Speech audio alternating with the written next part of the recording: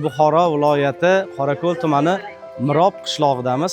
Bu yerga kelishimizdan sabab bu qishloqdagilar uchun katta xursandchilik bo'ladi. Sababi 3 ta yetim farzandlarini yolg'iz o'zlari katta qilayotgan opamizga mana shu sizlar ko'rib turgan yangi ta'mirlangan xonadon hadya qilinadi. Vaqf xayriya jamoat fondi va saxiylarimiz, homiylarimiz yordamida mana shu xursandchilikni bugun amalga oshiramiz.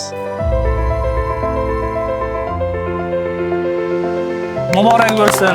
Muborak bo'lsin. Xayrli.